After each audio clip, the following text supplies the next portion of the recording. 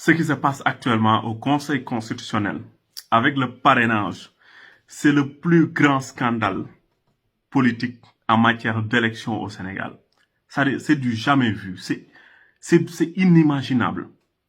Ils veulent nous faire croire qu'effectivement, la candidate Anta Babacar Ngom validé na ay parrainage, mais c'est faux. Aujourd'hui, on sait pertinemment que, c'est-à-dire les parrainages de Anta Babacar Ngom viennent directement du fichier électoral. C'est ça la réalité. Lol moy deug. Ils veulent nous faire comprendre que Maître El Hadji Diouf validé na ay parrainage, mais les parrainages de Maître El Hadji Diouf viennent directement du fichier électoral. Lol moy deug. Ñi duñ sax ay nit en fait.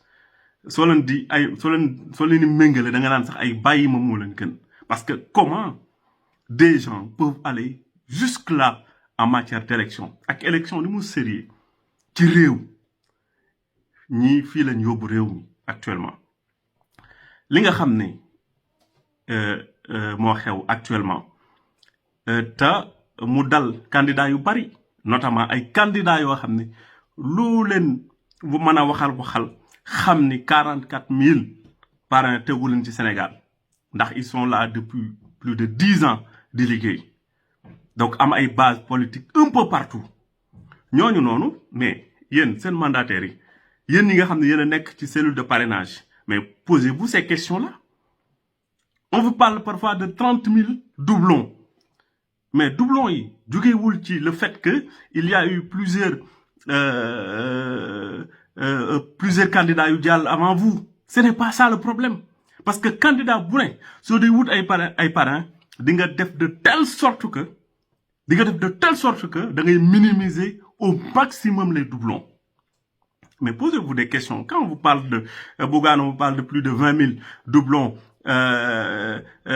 Docteur Abdourahmane Diouf, on vous parle de, je sais pas, 13 000 doublons. Mimou Touré, nous avons 10 000 doublons. Mais posez-vous ces questions-là. Doublons, il faut nous dire. Doublons, yoy, moi, parrain, yi nga xamné ñom dañ ko dem tibé directement ci fichier électoral bi jox ko ay candidats yeen effectivement so le ñëwé mënu leena jall. Parce que ki leen parrainer directement mu nekk sen fichier nekk sen clé suñu démé tibbu ko directement koku nonu ci fichier électoral bi jox ko kenen mais do mëna jall. Kon ki la parrainer deful dara. Qui le parrainel, il a fait son travail. Il a été fidèle. Mais le problème vient effectivement du Conseil constitutionnel. Le problème vient du ministre de l'Intérieur, du ministère de l'Intérieur. C'est-à-dire, actuellement, ils sont en train de tout saboter. Voilà, c'est un clan, des bandits en fait. En quelque sorte, je veux dire des enfoirés. Parce que, suñ demee ba ay politique, ay nit ñoo xam ne dañu nekk ci institution yu gën a mag ci réew mi sañ a def leen nii, du ma leen wooyu lu dul ay enfoirés. Donc aujourd'hui, moi je pense que normalement, un Abdourahmane Diouf devrait passer au la main. Normalement, un Bougane Gueye Dany devrait passer au la main. Normalement, Mimou Touré devrait passer au la main. Mais on vous a sacrifié.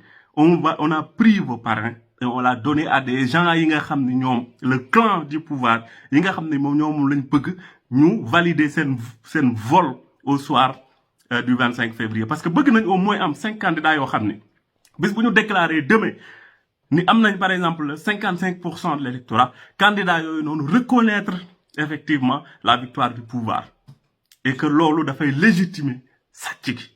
Voilà, comme ça ils seront pas seuls. Donc il faut que les gens ouvrent les yeux. Les autres candidats, il faudra ouvrir les yeux. Il est en train de se passer un vol extraordinaire et c'est orchestré par Macky Sall et son gouvernement et que si on y prend garde, mais ils vont le réussir. Donc moi je pense que c'est le moment d'exiger parce que ay nit lañ ko séxal quand même. Voilà. Nit ay nit lañ ko séxal amna yo xamni on devrait pas laisser passer. Nek ngeen ci posture ou la situation yo xamné war na leen permettre ngeen exiger à ce que le ministre de l'Intérieur, le ministère de l'Intérieur soit transparent par rapport au processus. C'est important et que ça commence là. Et suñ ko deful du jar sax ñu dem élection parce que si li ñu préparé depuis le début dañuy ñëw rek jàllale ko sans problème comme lettre à la poste. Donc encore une fois je le dis, ce qui se passe actuellement au Sénégal c'est inimaginable, c'est extraordinaire et ça se passe sous nos yeux. Et on laisse faire. C'est comme si on était indifférent par rapport à cette situation.